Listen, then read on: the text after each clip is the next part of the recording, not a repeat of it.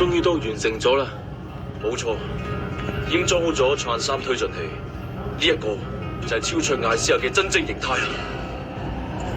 艾倫，我要向呢一部高大模型發誓，喺聽日嘅決賽，我要打一場令全世界高大模型 fans 都熱血沸騰嘅精彩比賽。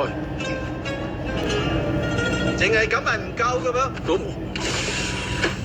咁真係會長。明人，我希望你可以幫我贏個冠軍翻嚟。如果唔係嘅，我花錢成立添工程隊就冇意義嘅啦。當然啦，我嘅目標係冠軍，只不過我更加想成為一個得到全世界嘅人都尊重嘅名人。我哋唔需要啲唔實際嘅諗法，我係要贏比賽啊！贏咗嘅話，名譽啦、光榮啦、讚賞啦，全部嘅嘢要乜有乜。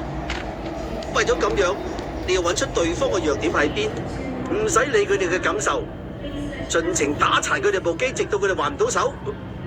冇錯，就好似第二代名人咁樣啦。Please let passengers exit first. 係你將呢一種諗法灌輸俾第二代名人嘅，所以佢先至會咁無情。係咪唔得？我係絕對唔會認同呢一種做法嘅。唔認同係嘛？係咁就冇辦法啦。做咩啊？艾倫，名人，而家我有一份好好嘅禮物想送俾你嘅。唔好意思，呢個係交易嘅一部分。呢副眼鏡係改良型嘅實體化系統，只要戴咗佢之後，就會變成另一個人㗎啦。